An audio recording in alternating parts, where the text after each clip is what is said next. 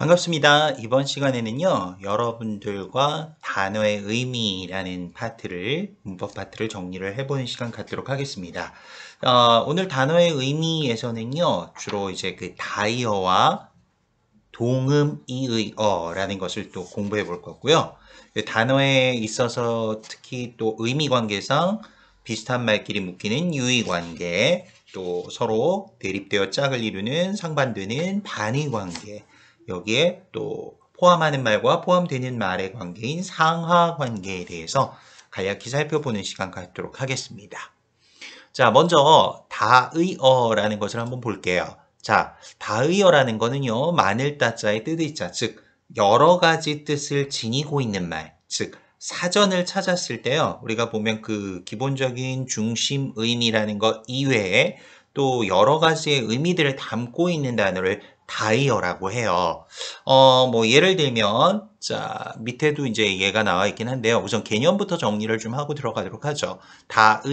다이어란 하나의 단어가 여러 가지 의미를 가지고 있는 경우라고 했습니다. 하나의 단어가 여러 가지의 의미를 가지고 있는 경우, 중심 의미와 더불어 하나 이상의 주변적 의미를 가진 단어이다 라고 했습니다. 자, 그래서 다이어는 보통 하나의 표제어로 단어에 올라간다. 그러니까 하나의 단어 밑에 1, 2, 3, 4, 5 이런 식으로 뜻이 쭉 밑에 속해서 있다는 거죠. 자, 뭐 구체적인 예를 통해서 한번 보도록 할 건데요. 먼저 단어에서 다이어에서 중심적 의미란요, 한 단어의 가장 기본적이고 핵심적인 의미를 이야기합니다. 기본적이고 핵심적인 의미, 이 부분이 중요하겠죠. 자, 그 다음 주변적 의미는 그 중심 의미에서 조금 더 확장되거나 파생되어서 나온 의미를 얘기합니다. 자, 이렇게만 설명해서는 잘 모를 테니까 자, 밑에 있는 단어의 예를 가지고 이해해보면 좀 더 이해가 쉬울 듯 합니다. 자, 손이라는 단어를 가지고 보시면요, 우선 중심적 의미라고 했을 때 중심적 의미란 신체에서 팔목 끝까지의 그 부분을 손이라고 합니다. 자, 그래서 뭐 보통 물건을 뭐 짚거나 놓을 때 쓰는 그 신체의 부분을 우리가 손이라고 얘기를 하죠. 그래서 우리가 손으로 책을 만지다 할 때 여기서의 손은 중심적 의미로 사용된 거죠. 그러나 이런 중심적 의미 이외에 여기서 확장이 된 또는 파생이 된 의미들이 있을 수 있는데요. 그걸 우리가 주변적 의미라고 합니다. 자, 이런 주변적 의미에는요, 첫 번째로는 일손이나 노동력이라는 의미가 있어요. 자, 그래서 예문을 보면, 자, 오늘은 바쁜데, 뭐 예를 들어, 오늘은 너무나 바쁜데 손이 많이 부족하다라고 했을 때 여기서 손이 부족하다. 여기서 손은 말 그대로 신체의 손이라는 중심적 의미라기보다는요, 여기에서 즉 파생됐다는 거니요, 손은 어떤 일을 하는데 주로 많이 사용이 되는 또 신체의 부분 아닙니까? 이런 의미에서 보면 여기선 일손, 노동력이라는 의미로 쓰여 있는 주변적 의미다 라고 할 수 있죠. 자, 그 다음에 이제 수완, 꾀라는 의미도 있는데요. 장사꾼의 손에 노란하다라고 했죠. 내가 뭐 물건을 싸게 산 줄 알았는데 알고 봤더니 바가지를 썼다라고 했을 때, 그럴 때 아유, 이 장사꾼의 손에 노란났네라고 할 수 있죠. 여기서 장사꾼의 손은 수완이나 장사꾼의 꾀에 노란났다, 넘어갔다, 뭐 이런 얘기죠. 또 여기서 손은 기준이라는 의미의 주변적 의미로도 쓰일 수 있습니다. 손 윗사람이라고 했을 때 나를 기준으로 나보다 위에, 나이가 많거나 서열상 위에 있는 사람을 우리가 손 윗사람이라고 이야기를 하죠. 자, 그 다음 관계라는 의미로도 나는 그 사람과 뭐 손을 끊겠다, 진짜 손을 자르겠다는 뜻이 아니고요. 여기서는 관계, 뭐 나는 영희와 손을 끊었다, 그럼 영희와 뭐 친구 관계를 끊었다, 뭐 이런 의미로 쓰이는 것처럼 여기에서는 관계라는 의미가 되겠고요. 마지막으로 씀씀이라는 의미도 있습니다. 씀씀이란 우리가 이제 뭐 어떤 쓰는 정도, 돈을 쓰거나 뭐 무엇을 쓰는 정도인데요. 소비하는 정도. 손이 크다라는 건 씀씀이가 크다. 뭐 여기서 이렇게만 써버리니까 손이 크다는 건 뭐 신체의 손이 큰 것도 되잖아요 라고 할 텐데, 그렇죠. 그러나 이제 문맥상 예를 들어서 영희는 경제계에서 손이 큰 것으로 유명하다. 그럼 경제계에서 손이 크다라는 것은 뭡니까? 씀씀이가 크다. 뭐 이런 의미로 쓸 수 있다라는 것이죠. 잘 아시겠죠? 자, 그 다음에 여기 보면 들다라는 단어도 밖에서 안으로 향하다, 방 안에 들다, 그럼 밖에서 안으로 들어오다, 뭐 이런 의미겠죠. 그러나 이제 주변적 의미로 쓰이는 부분은 조직의 구성원이 되다 라는 의미로 동아리에 들다, 가입하다 뭐 이런 의미고요. 또는 몸에 병이 생기다, 감기에 들다 이런 의미도 될 수 있고요. 돈이 쓰이다 라고 해서 사업에 많이 돈이 들다 라고 할 때도 쓸 수 있고요. 어떤 처지에 놓이다 라는 의미로 고생길에 들다 이렇게도 주변적 의미로 쓰일 수 있다는 겁니다.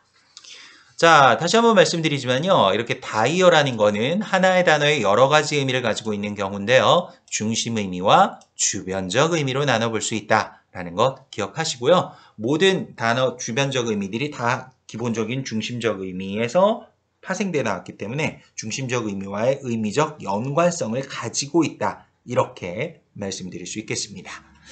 자, 그럼 이런 다이어는 어떠냐? 다이어의 특징. 다이어의 경우는 의미에 따라 여러 개의 단어들이 대립하여 단위 관계를 이루는 경우가 있다라고 했는데요. 예문을 한번 볼게요. 다이어에서 벗다라는 단어를 보시면요. 우선 모자를 벗다, 벗다의 반대는 여기서는 쓰다가 되겠죠. 자, 모자를 착용하다는 건데 모자를 뭐 벗다, 쓰다 이렇게 그 벗다는 우리가 이제 보통 보면 착용한 것을 빼버리는 거지만 쓰다라는 건 착용하다 이런 의미죠. 반이요. 안경을 벗다, 안경을 끼다, 쓰다. 그 다음에 모자를 벗다, 옷을 벗다. 자, 옷을 입다 이런 반이요. 신발을 벗다에는 신발을 신다. 이렇듯 다이어는 어떤 의미로 쓰이느냐에 따라서 나타나는 반이어들도 이렇게 다르게 나타날 수 있다는 겁니다. 잘 기억해 주셨으면 좋겠고요. 자, 그럼 이제 동음이어라는 것으로 넘어가 볼게요. 동음이어 이게 뭘까요? 동음이어란 같을 동 소리음, 소리는 같은데 다르리 뜻이 다른 말입니다. 그래서 서로 다른 두 개 이상의 단어가 소리는 같으나 의미가 다른 경우 서로 다른 표준어로 사전에 올라간다라고 했는데요. 뭐 이런 경우도 있지만 예를 한번 들어볼까요? 여러분들 우리가 차라는 단어 있잖아요. 예를 들어볼게요. 예를 들어봤을 때 차라는 단어에서는 우리가 이 차가 나는 비싼 돈을 주고 차를 샀어 라고 했을 때 뭐 여기서 차는 이제 뭐 차를 이번에 바꿨어 라고 했을 때 차는 카라는 의미로 쓰일 수 있겠죠. 그런데 두 번째 이 차는 참 맛이 좋은데 라고 하면 여기서의 차는 어떤 의미입니까? 뭐 의미를 구분하기 위해서 영어로 쓰면 T라는 의미. 이렇게 차 모양과 소리는 똑같지만 의미가 다른 말. 이런 것들을 우리가 동음이어라고 합니다. 자, 그 밑에 예문이 있는데요. 단어를 보시면 타다 1부터 타다 4까지의 단어로 나눠봤고요. 첫 번째 타다는 불이 붙어 번지거나 불꽃이 일어나다라는 의미를 가진 단어로 난로의 장작이 활활 타고 있다라고 할 때 이 타다. 그다음 두 번째 타다는 탈 것이나 짐승 따위의 등에 몸을 얹다, 뭐 탑승하다, 뭐 이럴 때 쓰는 말, 비행기에 타다. 자, 그러면 여기 위에 있는 타다와 이 밑에 있는 타다는 의미가 분명히 다르죠. 의미 발음상은 타다라고 똑같이 쓰지만 어떻습니까? 의미가 다르다는 거죠. 이런 걸 동음이어라고 하는 거예요. 그 다음 타다, 많은 액체에 적은 액체나 가루를 섞다. 뭐 예를 들면 커피를 타다, 물에 커피를 섞는다. 뭐 이런 의미를도 쓸 수 있는 거죠. 뭐 설탕을 타다 이럴 때도 마찬가지인 거고요. 그 다음 타다사에선 몫으로 주는 물건이나 돈이나 물건 따위를 받다라는 의미로 자 회사에서 월급을 타다라고 해서 월급을 받다 뭐 이런 의미로 쓰였겠죠. 그래서 이렇게 타다라는 의미는 총 4가지 정도의 그 다른 의미들로 나눠질 수가 있는데요. 이런 것들을 우리가 동음이어라고 하는데요. 자, 이 밑에 보시면 동음이어는 의미상 서로 연관성이 있다 없다? 없습니다. 서로 다른 단어라는 거. 자, 위에서 이 얘도 차와 차를 보시면 T라는 의미였을 때 의미상의 연관성은 전혀 없죠. 그렇기 때문에 이런 걸 동음이어라고 해요. 하지만 손은 어떻습니까? 예를 들어 손이 예쁘다. 영희는 손이 예쁘다는 신체의 손이지만 영희는 철수와 손을 끊었다도 이 손이라는 건 어떤 사람 사이에 맞잡았을 때는 관계를 의미한다는 거니까 손의 의미에서 파생돼 나온 거예요. 이런 건 우리가 다이어라고 하지만 동음이어는 의미상의 연관성이 전혀 없다는 거죠. 다시 한번 말씀드리지만 의미상의 연관성이 전혀 없다. 서로 다른 단어다. 이걸 꼭 기억해 주셨으면 좋겠습니다. 자, 그렇다면 시험에서도 자주 나오는 부분인데요. 이 부분은 굉장히 중요하죠. 다이어와 동음이어의 비교라고 했습니다. 자, 이걸 좀 기억을 해 주셔야 될 필요가 있을 것 같은데요. 다이어와 동음이어 어떤 부분에서 차이점이 있을까요? 공통점과 차이점부터 볼게요. 자, 다이어라는 것은요, 의미상에 서로 연관성이 있다라고 말씀을 드렸습니다. 그런데 동음이어는 서로 의미상의 연관성이 없다라고 할 수 있겠죠. 자, 그러면서 본래 다이어는 하나의 단어였죠. 그 단어 아래 여러 개의 의미가 파생된 거니까요. 그러나 동음이어는 본래부터 다른 단어여서 사전에도 서로 다른 단어로 표지어로 실리게 되죠. 자, 그러면서 사전에서 기록하는 방법에 따라서는요, 사전에 하나의 표제어로 처리해서 하나의 단어로 실리고요. 손 해놓고 그 밑으로 손 1, 2, 3, 4, 5 해서 그 밑에 다 속하는 의미로 이렇게 쓰이게 되죠. 뭐 예로 여기 보면 법해서 법은 명사, 국가에서 제정한 법률 법칙 또는 두 번째 할도리, 뭐 정해진 이치. 자, 이것이 우리가 뭐 예를 들면 어려움을 극복하는 법이다 라고 할 때는 정해있지 방법, 방식 이럴 때 법이다 라고 쓸 수 있겠네요. 그렇죠? 그 다음에 행동이나 습성, 버릇 이렇게 쓸 수 있죠.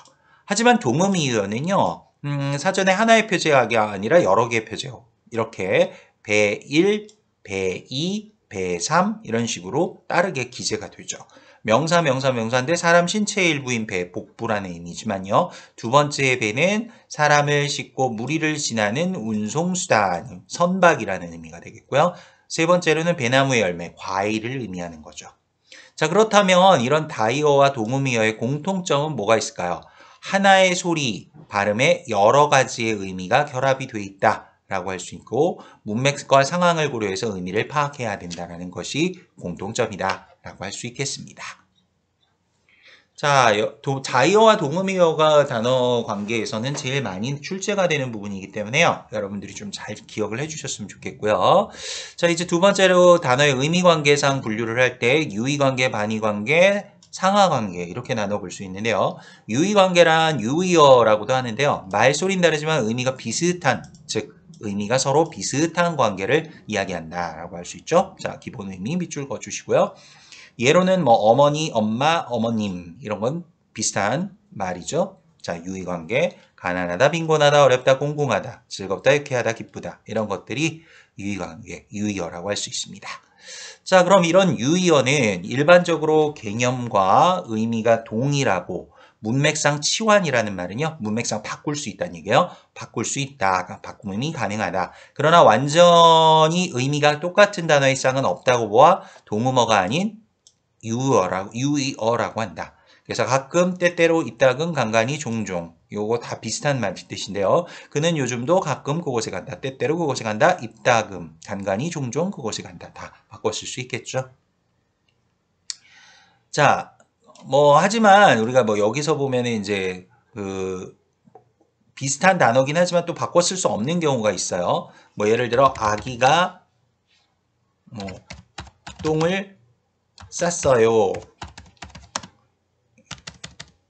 똥을 누웠어요. 이런 식으로 그냥 지우고 발음 말로 할게요. 아이가 똥을 쌌어요 라고 하는 단어는 아이가 똥은 대변이라는 말과 비슷한 말이지 않습니까? 그러나 아이가 대변을 봤어요 이렇게 하지는 않죠. 좀 문맥상 어울리진 않기 때문에 비슷한 말일지라도 또 바꿔 쓸 수 있는 부분이 있지만 바꿔 쓸 수 없는 부분도 있다는 거 또 잘 기억을 해주시고요. 자, 유의어는 특정한 문맥에서만 바꿔 쓸 수 있는 경우가 있다. 그래서 틈과 결을이 바로 그런 건데요. 틈과 결을은 시간적 문맥에만 한정하여 바꿔 쓰기가 가능하다. 그래서 백설 표시한 부분은 비문법적인 문장이다. 나는 요즘 너무 바빠. 쉴 틈이 없다 또는 쉴 겨를이 없다. 이 경우는 시간이라는 의미일 때는 다 바꿔 쓸 수 있어요. 하지만 비가 내리는 날에 벽에 갈라진 틈에서 물이 새요. 여기선 공간이라는 의미일 때는 틈을 쓸 수 있지만 공간이라는 의미일 땐 겨를을 쓸 수가 없어요. 비가 내리는 날엔 벽에 갈라진 겨를에서 물이 새요. 이러진 않죠. 그래서 유의어지만 모든 거에서 다 바꿔 쓸 수 있는 건 아니고요. 문맥에 따라서 바꿔 쓸 수 있는 경우가 있고 없는 경우도 있다. 자, 잘 기억해 주시면 좋겠고요. 이렇게 의미관계상 비슷한 의미를 가진 단어들을 유의어, 유의관계라고 하고요. 두 번째, 반의관계라는 건데요. 반의관계는 둘 이상의 단어가 서로 짝을 이루어 뭐 하는 관계요? 대립하는 관계, 서로 맞서는 관계다 라고 얘기할 수 있죠. 예를 들어서 낮과 밤, 빛과 어둠, 아버지, 어머니, 차갑다, 뜨겁다, 위아래, 살다, 죽다는 각각 단어의 짝이 서로 대립하는 관계다 라고 할 수 있겠죠. 자, 그렇다면 이런 반의어는 어떤 특징이 있을까요? 반의어는 둘 이상의 공통적인 의미 특성이 있고, 자, 공통적 의미 특성이 있고요. 여기 밑줄이 있죠? 단 한 가지 특성에서만 대립되어야 하는데요. 한번 예문을 볼게요. 단어를 볼게요. 예로 된 총각과 처녀라는 단어는 서로 맞서는 말이니까 반의어라는 건 알 수 있겠죠. 반의관계. 공통점은 사람이고 성인이고 미혼이라는 건 공통점이 여러 가지만 있지만요. 차이점은 단 하나. 남성과 여성, 즉 성별이라는 한 가지 특성에서만 좀 맞서고 있다, 대립되고 있다. 이게 바로 반의어의 특징이라고 할 수 있습니다. 잘 기억해 주시고요. 자, 그럼 이런 반의어의 유형에는 정도 반의어, 상보 반의어, 방향 반의어라는 것들이 있을 수 있는데요. 우선 정도 반의어란 정도 등급에서 대립이 있다. 길다와 짧다, 쉽다와 어렵다, 덥다와 춥다. 이렇게 될 수 있죠. 자, 반면 상보 반의어란 서로 겹치지 않는 두 형용으로 철저히 대립이 되는 쌍. 그래서 이거 정도 반의어는요, 중간항이 있어요. 길다와 짧다의 어중간한 상태가 있을 수 있죠. 길지도 짧지도 않은 거. 쉽다와 어렵다도, 야, 문제 쉬웠어? 아니면 어려웠어? 아니, 어렵진 않았는데 그렇다고 쉬운 것도 아니었어. 뭐 이렇게 해서 중간 등급이 있을 수 있죠. 덥다와 춥다에도 중간에 있을 수 있지만요. 여기 남성과 여성, 참과 거짓, 합격과 불합격에서는요, 중간항, 뭐 살다 죽다에서 중간항이 있을 수는 없어요. 그죠?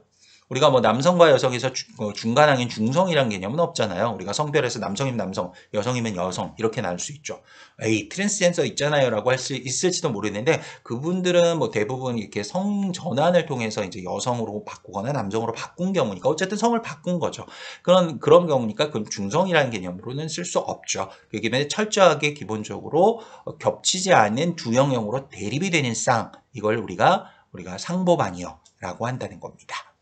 자, 방향반의어라는 게 있는데요. 방향반의어는 관계나 이동 공간 측면에서 대립되는 쌍이라고 했어요. 그래서 스승과 제자, 부모 자식, 오다와 가다, 위아래, 왼쪽, 오른쪽이라고 해서 관계에서 얘기된 건 바로 스승, 제자, 부모, 자식이고요. 자, 이동 공간적인 측면에서 오다, 가다, 그다음 뭐 위아래, 왼쪽, 오른쪽 이런 것들이 이동 공간 측면에서 대립이 되는 쌍이라고 할 수 있겠습니다. 자, 이제 상하관계 가볼 건데요. 상하관계란 우리가 포함하는 말과 포함되는 말 이렇게 기억하시면 좀 더 이해가 쉬울 것 같아요. 단어의 계층적 관계로 한쪽이 의미상 다른 쪽을 포함하거나 다른 쪽에 포함되는 의미 관계. 그래서 상의어란 윗상자를 쓰죠. 포함하는 단어, 즉 일반적이고 포괄적인 의미라면 하의어는 포함되는 단어, 개별적이고 한정적인 의미다. 자, 예문을 볼게요. 자, 과일은 상이어라면 그 밑에 사과, 뭐 배, 귤 이런 것들이 들어갈 수 있죠. 이게 하이어죠. 과일 밑에 사과, 배, 귤 좀 더 구체적이고 개별적이고 한정적인 의미죠. 자, 동물 밑에 강아지, 뭐 고양이 뭐 이렇게 들어갈 수 있죠. 그러니까 강아지는 하이어라고 할 수 있겠습니다.